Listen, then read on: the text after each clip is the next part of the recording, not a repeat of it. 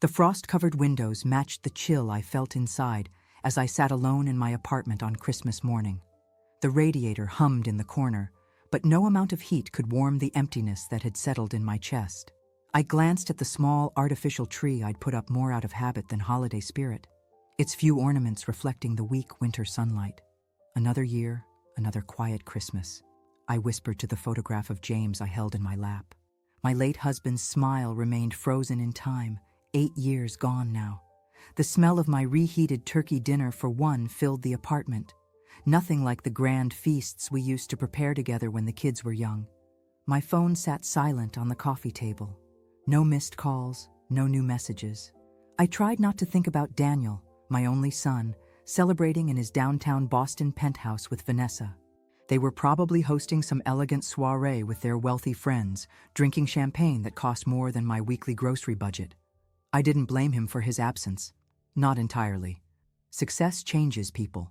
Daniel had built his tech company from nothing, and now at 35, he managed hundreds of employees and had more money than I could fathom. Vanessa, his wife of 3 years, came from money and had refined tastes that didn't include visiting her mother-in-law in a modest apartment in Somerville. The last time they visited, Vanessa had surveyed my home with thinly veiled disdain, her manicured fingers touching my worn furniture as if checking for dust. "We really should help you find somewhere nicer," she'd said, her smile not quite reaching her eyes. Daniel had nodded absently, already distracted by an email on his phone. I was arranging James's photograph back on the side table when the doorbell rang. Startled, I checked the time. Barely noon. Probably Mrs. Abernathy from down the hall, wanting to share her annual Christmas cookies. But when I opened the door, Daniel stood there, snowflakes melting on his expensive wool coat, a small gift box in his gloved hands. Behind him stood Vanessa, her blonde hair perfectly styled despite the weather, her red coat immaculate. "Merry Christmas, Mom," Daniel said, his smile genuine for the first time in months. Before I could respond, he wrapped me in a tight hug that nearly lifted me off my feet. "We thought we'd surprise you," Vanessa added, her voice honey-sweet as she kissed my cheek, the scent of her French perfume overwhelming. Daniel insisted. I ushered them in, flustered and happy, quickly clearing away my solitary meal and putting on fresh coffee. Daniel seemed different, more present, less distracted by his phone. He asked about my book club, my volunteer work at the library, things I hadn't realized he still remembered. As we sat with steaming mugs, Daniel placed the small gift box in my hands. "This isn't the main present," he said, excitement in his voice. "Just a token." Inside was a beautiful silver keychain with a small house charm. I turned it over in my palm, confused but touched by the gesture. "So, Mom?" Daniel leaned forward, his eyes bright. "Did you like the house in the countryside I gave you? The one in Woodbury? I know the paperwork was supposed to arrive last week." The room went still. I looked at him, certain I'd misheard. "What house?" I watched as Vanessa's perfectly composed face changed, not to confusion but to something darker, more calculating. She recovered quickly, placing her hand on Daniel's arm. "Darling, remember? The closing was delayed. The papers haven't been sent yet." Her eyes met mine, and in that split second, I saw something that made my blood run cold. Knowledge, guilt, and the slightest edge of panic. Daniel frowned. "But the real estate agent confirmed everything was finalized on the 15th. You said you'd handle the delivery of the keys and documents while I was in Seattle." Vanessa laughed lightly, but I caught the tension in her shoulders. "There must have been a mix-up with the courier. I'll call first thing tomorrow." As they discussed what might have happened, I remembered the Christmas card Daniel had sent 2 weeks ago. Inside, he'd written, "Can't wait to see your face when you receive your gift. It's something you've always wanted." A house in the countryside. It was my dream, one I'd mentioned to him years ago and had long since given up on. I smiled and nodded as Vanessa smoothly changed the subject, but inside, my mind was racing. Something wasn't right. The way she'd looked at me, the practiced ease of her explanation. For the first time in years, I felt a strange alertness, a clarity of purpose.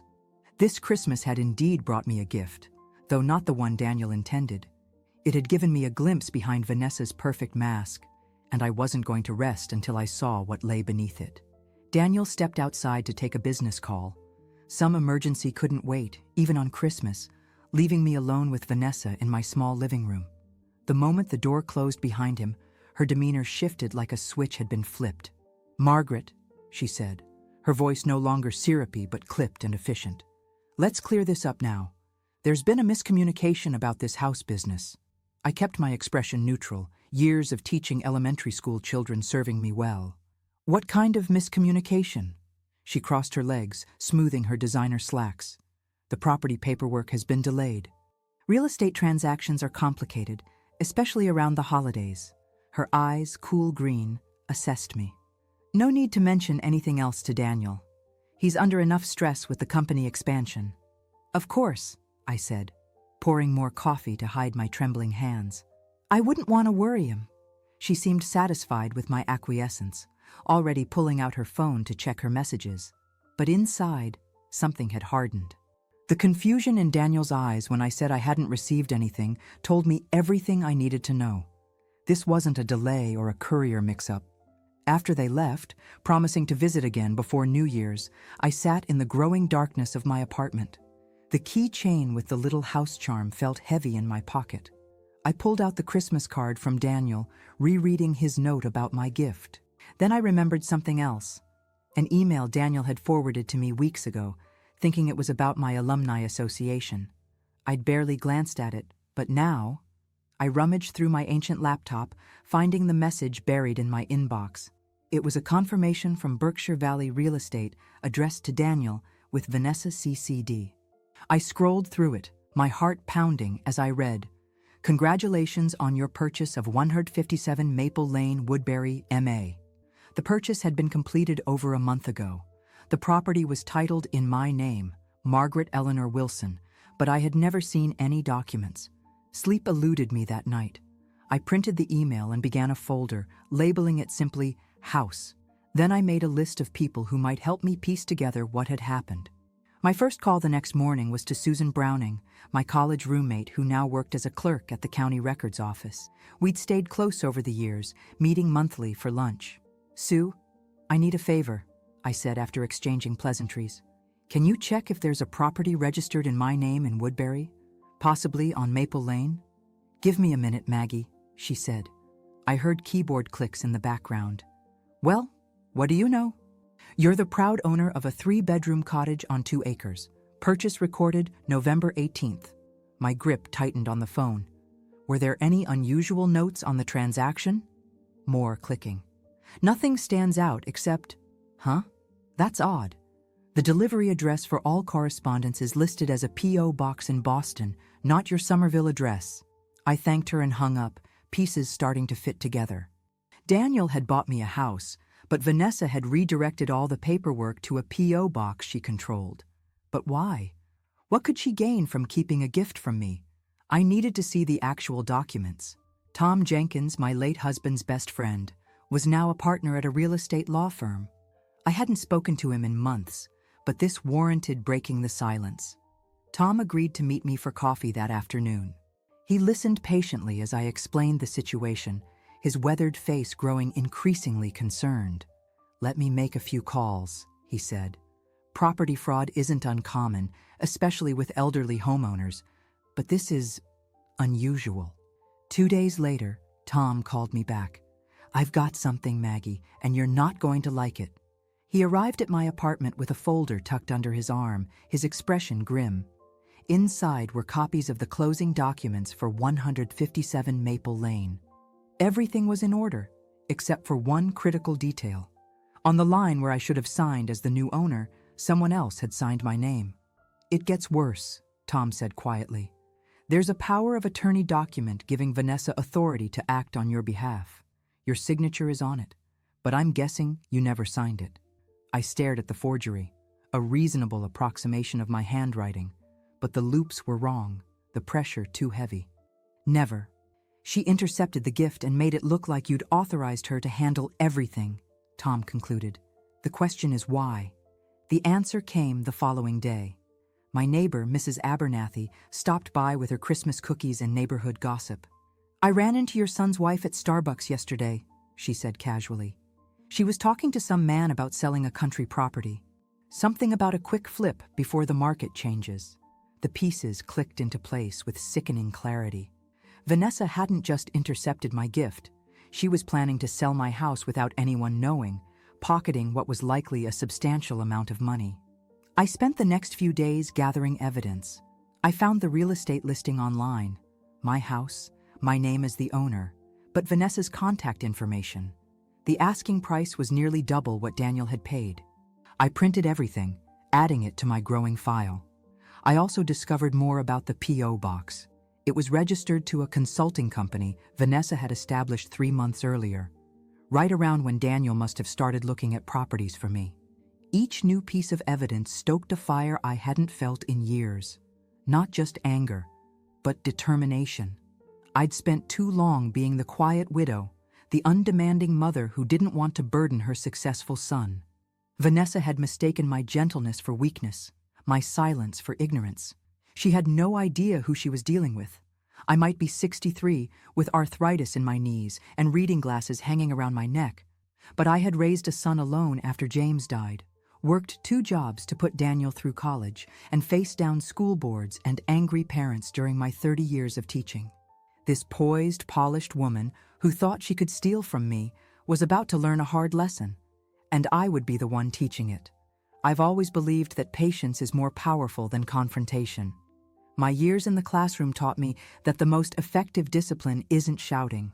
It's the quiet, knowing look that says, "I see exactly what you're doing." So I played my part. When Vanessa called to check in, her voice dripping with false concern, I was the grateful mother-in-law.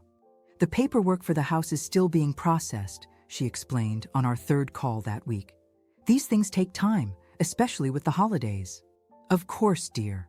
I understand completely," I replied, my tone warm while my free hand clenched around the forged documents Tom had provided me. "How thoughtful of you to handle all this for Daniel." She laughed, a practiced sound like wind chimes. "It's nothing. Daniel is so busy with the company, and these details would just stress him out. You're so right. He's lucky to have you." Each conversation was a performance, but I wasn't the only one acting. Vanessa was playing the devoted wife and caring daughter-in-law, a role she had perfected. The difference was that I knew we were both on stage, while she thought she had a captive audience. The day after Christmas, she called with an invitation. "Margaret, we'd love for you to join us for New Year's Eve at the country house. Just a small gathering, some friends from Daniel's work, a few neighbors. It would mean so much to him." I almost dropped the phone. She was inviting me to my own house, the one she'd stolen and was planning to sell. The audacity was breathtaking. "That sounds lovely," I managed to say. "I've always wanted to see Woodbury. The property is just charming. You're going to fall in love with it." I bit back a retort. I had no doubt I would love the house my son had chosen for me. "I'm looking forward to it." The invitation was a mistake on her part, a grand one. Perhaps she thought showing me the house would satisfy my curiosity while maintaining her control. Or maybe she was so confident in her deception that she believed I'd never discover the truth. Either way, she had just handed me the opportunity I needed. Daniel sent a car for me on New Year's Eve. The drive to Woodbury took just over an hour, winding through increasingly rural landscapes until we turned onto Maple Lane. When I saw the house, my breath caught in my throat. It was perfect. A 2-story colonial with dark green shutters and a wraparound porch set back from the road among tall maple trees. A small stream ran along the property edge. It was exactly what I'd described to Daniel years ago when we'd driven through the countryside, and I'd pointed out similar homes, saying, "That's my dream house for retirement. Something with character, near water, with enough garden space for vegetables and flowers." Vanessa greeted me at the door, elegant in a black cocktail dress. "Welcome to our country getaway," she said, guiding me inside. "Our country getaway. Not your new home or Daniel's gift to you." The lie was so smooth, so practiced. The interior was even more beautiful. Wide plank floors, a stone fireplace, built-in bookshelves. But something seemed oddly familiar. In the living room stood my grandmother's antique secretary desk, a piece I'd put in storage temporarily when downsizing to my apartment after James died. Beside it was the rocking chair James had made when Daniel was born. "Those are my furniture pieces," I said, unable to keep the surprise from my voice. Vanessa didn't miss a beat. "Yes, Daniel thought you'd like familiar things here when you visit. He had them brought from your storage unit." I noticed she didn't say, "when you move in," but "when you visit." Another careful choice of words. Throughout the house were more of my belongings: paintings, a quilt my mother had made, even my collection of first edition books that had been in storage for years. Vanessa had dressed my house with my own possessions, creating a show home she intended to sell, complete with staging. Daniel appeared, giving me a warm hug. "What do you think, Mom? It's perfect for you, isn't it?" Over his shoulder, I saw Vanessa's expression falter for a fraction of a second. "It's absolutely wonderful," I said, squeezing Daniel's hand. "You remembered everything I've ever wanted." The evening progressed with drinks on the porch, dinner in the formal dining room, and conversation with Daniel's colleagues and their spouses. I played the delighted mother, accepting compliments on my beautiful home, watching Vanessa grow increasingly tense with each exchange. As midnight approached, I found a moment alone with her in the kitchen while she arranged dessert plates. "This house," I said quietly, running my hand along the marble countertop. "Do you happen to have the title deed? I'd love to see it, just to make it feel real." Her hands stilled for the briefest moment. "The paperwork is still being processed, as I mentioned." Funny, because according to county records, the closing was completed over a month ago. "The title is already in my name." She turned, her smile tight. "You've been checking?" "There's no need to worry about the details, Margaret. Everything is being handled." "Yes, I can see exactly how it's being handled." I kept my voice level, watching color rise in her cheeks. "The real estate listing went up last week. You're asking $850,000. A nice profit on what Daniel paid. Were you planning to tell me before or after the sale?" For a moment, her mask slipped completely. What I saw wasn't guilt or shame, but cold fury at being caught. Then, like a cloud passing over the sun, her expression shifted back to concerned confusion. "There must be some mistake. Perhaps you misunderstood." "I understand perfectly," I interrupted, surprising us both with my firmness. "But here's what you should understand. I have copies of every document, including the power of attorney with my forged signature. I've spoken to the real estate agent who confirmed you're the one selling the property. And most importantly, I haven't said a word to Daniel. Yet." The perfect mask cracked completely then, revealing the calculated woman beneath. Her eyes narrowed, assessing me like an opponent she'd underestimated. "What do you want?" she asked, her voice stripped of its usual warmth. Before I could answer, Daniel appeared in the doorway. "Everything okay in here? It's almost midnight." Vanessa's mask slid back into place with practiced ease. "Just discussing some recipes." "Coming, darling." She brushed past me, but I caught her whispered words. "This isn't over." I smiled, thinking of the evidence safely stored with Tom, the appointment with the district attorney scheduled for January 2nd, and the certified letters I'd already sent to the real estate agency and the property records office. "No," I whispered back. "It's just beginning." The first week of January brought a bitter cold snap to Massachusetts, but I barely noticed. My mind was focused on a different kind of cold, the calculated chill of Vanessa's betrayal and the icy precision with which I planned to respond. I met Tom Jenkins for coffee at a small cafe in Cambridge, away from any prying eyes. The law office where he worked was too public, too easily connected to me if Vanessa started asking questions. Tom arrived with a leather portfolio and a worried expression. "You're sure about this, Maggie?" he asked, sliding into the booth across from me. "Going after your daughter-in-law legally could drive a wedge between you and Daniel." I stirred my tea slowly. "The wedge is already there, Tom. She's made sure of that. But this isn't about punishing Vanessa.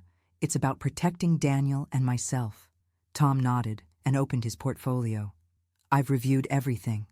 The forged power of attorney, the intercepted documents, the unauthorized listing of the property. It's textbook fraud, with a dash of identity theft thrown in." What's our next step? I've prepared a legal notice to freeze the property. No sales, no transfers, no further documents can be processed without court approval. He pushed a document across the table. This notification will be sent to Vanessa, the real estate agency, and the county recorder's office. We're not filing criminal charges yet, but this puts her on notice that we know everything. I signed where he indicated, my hand steady. How soon? The freeze takes effect immediately upon filing. She'll receive the notice within 48 hours. On my way home, I stopped by the real estate office handling the sale of my house. I'd called ahead, scheduling an appointment with Brian Westfield, the listing agent. I wore my best cardigan and brought homemade cookies in a tin. Mrs. Wilson, what a pleasure, Brian said, ushering me into his office. He was younger than I expected, probably in his early 30s, with an eager smile. How can I help you today? I'm interested in a property on Maple Lane in Woodbury, I said, playing the role of a sweet, somewhat confused older woman. I believe you're the listing agent. His face lit up with recognition. 157 Maple Lane. Gorgeous property. Are you looking to place an offer? Actually, I'm just trying to understand the listing. You see, according to county records, I'm the owner. Brian's smile faltered. There must be some mistake. The seller is... He checked his computer. Vanessa Wilson, acting as representative for Margaret Wilson. That's me, I said, sliding my driver's license across the desk. Margaret Eleanor Wilson, and I've never authorized anyone to sell my property. The color drained from his face. Mrs. Wilson, I don't understand. Mrs. Vanessa provided all the necessary documentation, including a power of attorney. A forged power of attorney, I corrected gently. I've never signed such a document. Brian's professional demeanor crumbled as he realized the implications. This is extremely serious. I need to speak with my supervisor immediately. Before you do, I said, taking out my phone, would you mind if I took a picture of the listing paperwork? My attorney has requested it. He hesitated only briefly before turning his monitor toward me. Of course. I left the real estate office with everything I needed. Confirmation that Vanessa had presented herself as my representative, copies of the falsified documents she'd submitted, and most importantly, evidence that she'd been actively trying to sell the property for personal gain. The legal notice was delivered to Vanessa on Thursday morning. By Thursday afternoon, my phone was ringing nonstop. I let it go to voicemail, listening to her increasingly frantic messages. Margaret, there's been a misunderstanding with the house paperwork. Call me back immediately. This is ridiculous. I was only trying to help manage things. You're blowing this out of proportion. If you don't call me back, I'll have to tell Daniel about this nonsense. Is that what you want? Her final message dropped all pretense of civility. You have no idea who you're dealing with. I can make things very difficult for you and for Daniel's relationship with you. Think carefully about your next move. I saved every message, forwarding them to Tom as additional evidence of her intimidation tactics. Then I made the hardest call of all, to my son. Mom, Daniel answered, sounding distracted as usual. Everything okay? I'm heading into a meeting. I need to see you, I said, my voice steady despite my racing heart. Not at your house, not at mine, somewhere private where we can talk. You're scaring me. What's wrong? There's something you need to know about Vanessa, about the house in Woodbury, about a lot of things. I paused, hearing his breathing on the other end. I wouldn't ask if it wasn't important, Daniel. The silence stretched between us, and for a moment, I feared he would choose his wife's version of events without even hearing mine. Then he said, I can meet you tomorrow morning at the cafe near your apartment, 8 o'clock. Thank you, I whispered. That night, I hardly slept. I organized my evidence one more time, rehearsing what I would say, how I would break the news that the woman he loved had betrayed both of us. I wondered if he would believe me, if this would fracture our already fragile relationship beyond repair. As dawn broke, my phone chimed with a text from an unknown number. Court order received. Property frozen. Listing removed. Westfield Real Estate sends apologies for their role. Brian. One small victory. I tucked my folder under my arm and headed out to meet my son, praying for another. The cafe was nearly empty when I arrived. Just a few early risers hunched over laptops and coffee. I chose a corner table, my back to the wall, the folder of evidence placed neatly before me. Through the window, I watched Daniel's Tesla pull into the parking lot, his tall figure emerging, shoulders hunched against the January wind. My heart ached at the sight of him.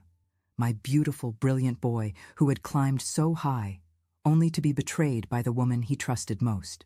I wondered if I was doing the right thing. Would ignorance be kinder? The thought vanished as quickly as it came. No good ever comes from building a life on lies. The bell above the door jingled as Daniel entered. He spotted me immediately, his face drawn and pale. He hadn't shaved, and dark circles shadowed his eyes. He looked like he hadn't slept in days. "Mom," he said, sliding into the chair across from me. "What's going on?" Vanessa was up all night, talking about some legal notice and a misunderstanding about the house. I reached across the table and took his hand. "Daniel, this isn't easy, but I need you to listen without interrupting.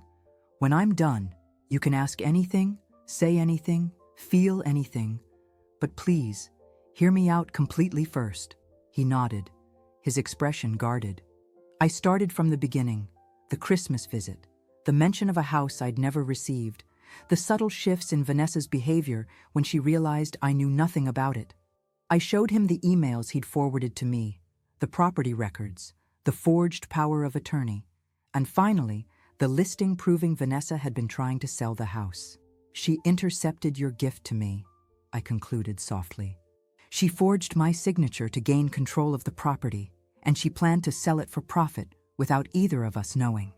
Daniel sat motionless, his coffee untouched and growing cold. His face had gone from pale to ashen as I laid out each piece of evidence.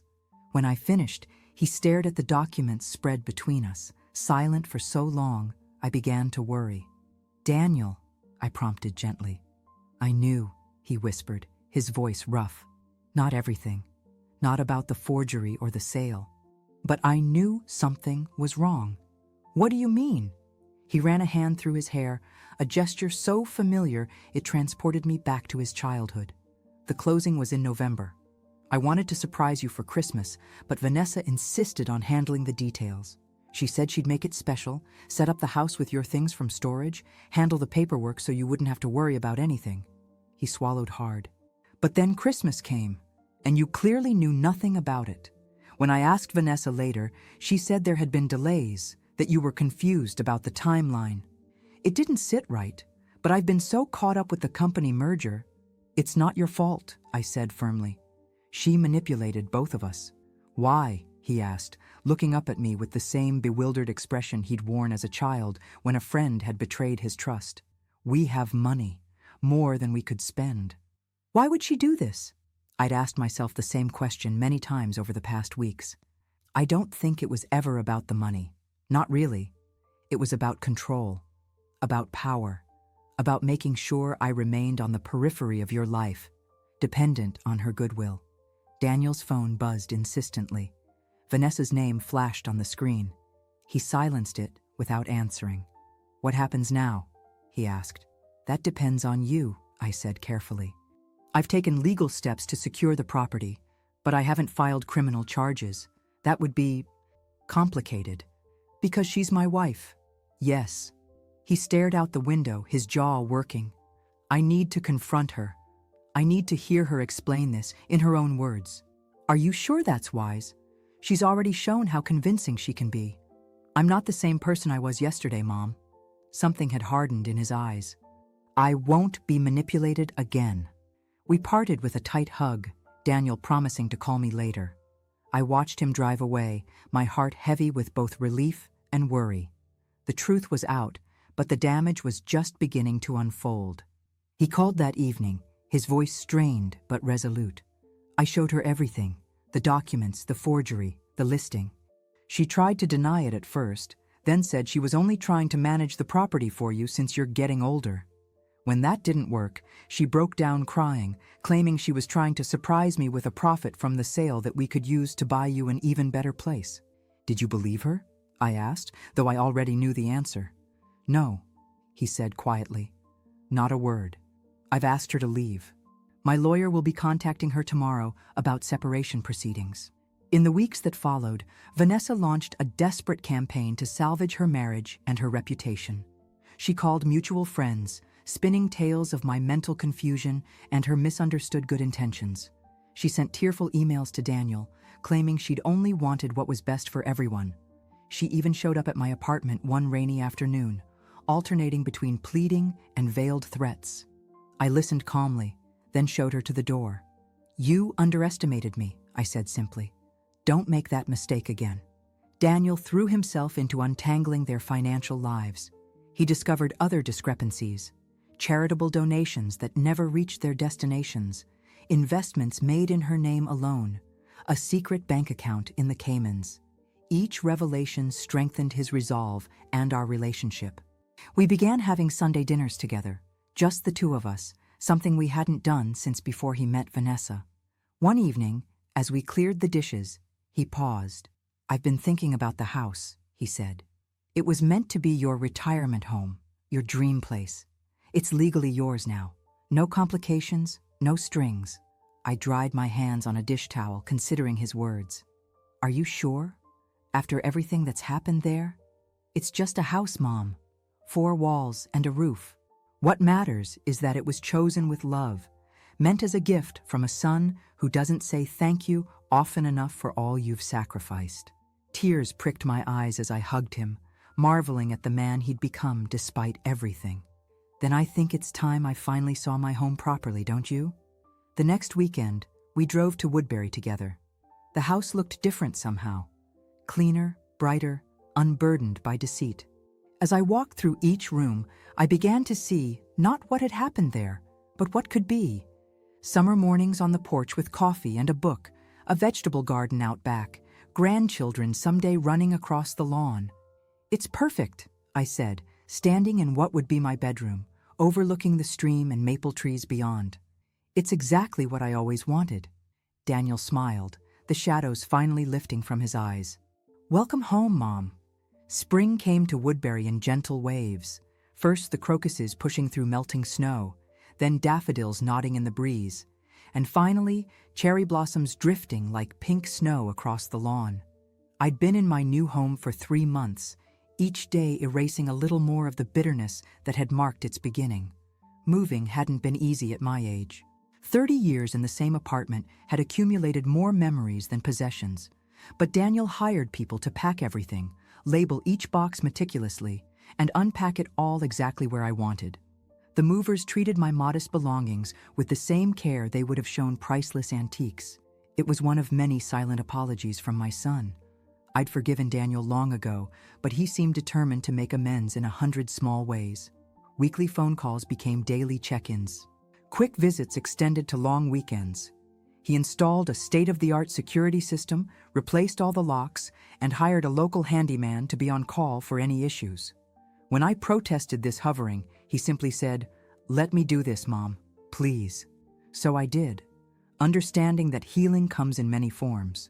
Sometimes it arrives as a son planting raspberry bushes along your back fence because he remembers how much you loved them in the garden of his childhood home.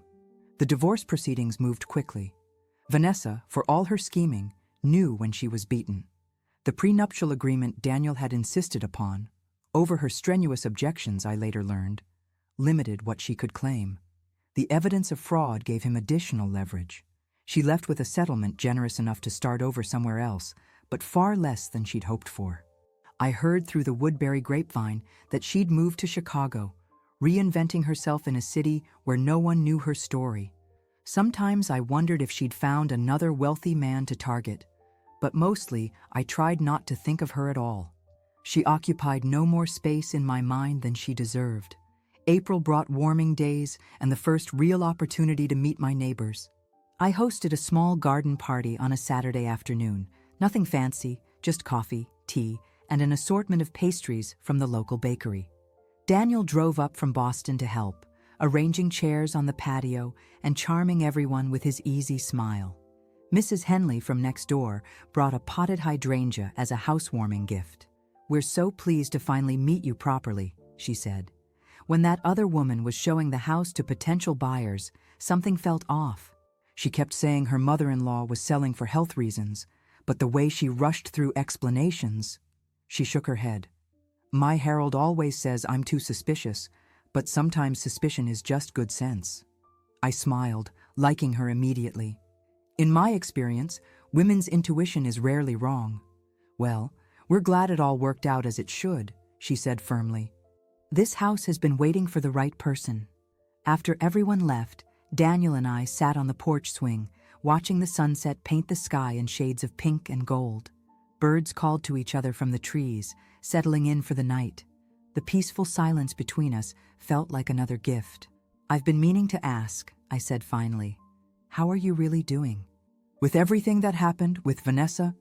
He considered the question, taking time with his answer in a way the old, always rushing Daniel never would have. Honestly? Better than I expected. The company is doing well. The merger finalized last month. I've been seeing a therapist, trying to understand how I missed the signs with Vanessa. He gave a rueful smile. Turns out I have some issues with emotional availability. Who knew? I might have had a hunch, I said dryly. He laughed, the sound carrying across the yard. Yeah, well, I'm working on it. He glanced at me sideways. I'm also dating someone, very casually, very slowly. She works in the children's section at the Boston Public Library. Couldn't be more different from Vanessa if she tried. A librarian?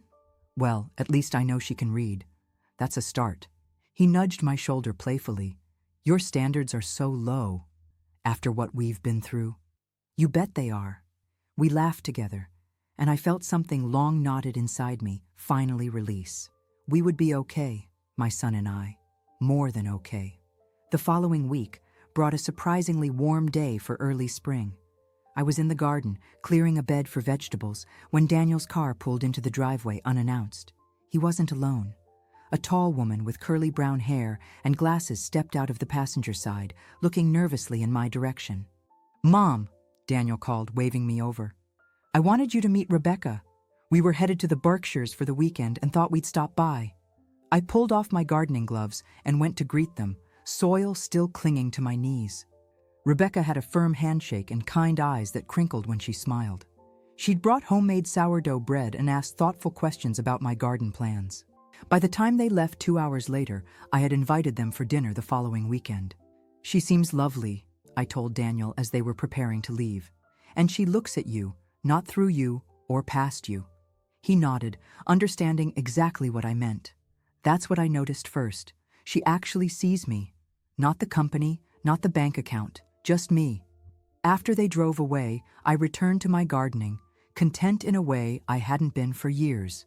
The house around me felt increasingly like home, my touches evident in every room, books arranged by color on the built-in shelves, James's photographs on the mantel, a quilt in progress on the frame by the window.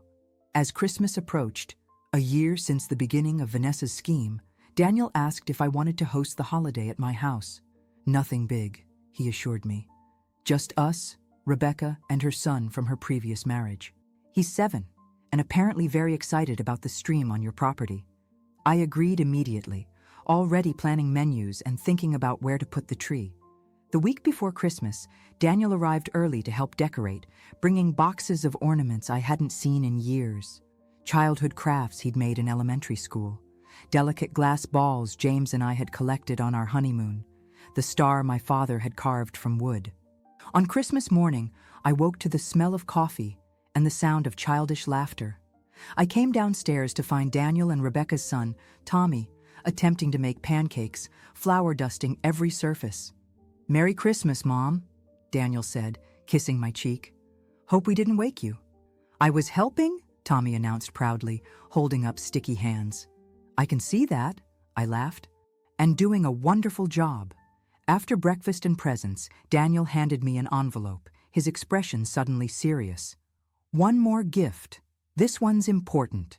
Inside was a legal document and a small key. I scanned the paperwork, recognition dawning slowly. Daniel, this is the deed to a small cottage on Cape Cod, he finished. It's nothing fancy, 2 bedrooms, a screened porch, walking distance to the beach. It's in your name alone. No representatives, no middlemen. Just yours. But I already have this house, I protested, overwhelmed. This isn't to replace your home. It's a getaway. Somewhere you can go in the summer, somewhere we can all go together sometimes. He took my hand. Most importantly, it's proof that I've learned my lesson. No one will ever intercept anything meant for you again. I clutched the deed, tears blurring my vision. It wasn't just a cottage he was giving me. It was a promise, a restoration of trust, a new beginning for both of us. Later that afternoon, as we all walked along the stream, Tommy running ahead looking for interesting rocks, Rebecca turned to me. Daniel told me everything that happened last year, how you stood up for yourself, how you protected him even when it meant risking your relationship. I shrugged, embarrassed by her admiration. I just did what needed doing. That's what makes it remarkable, she said quietly. Most people don't. They look away, they make excuses, they avoid conflict. You didn't. Ahead of us, Daniel lifted Tommy onto his shoulders, pointing out something in the distance. The winter sun caught them in profile, their breath visible in the cold air, their laughter carrying back to us.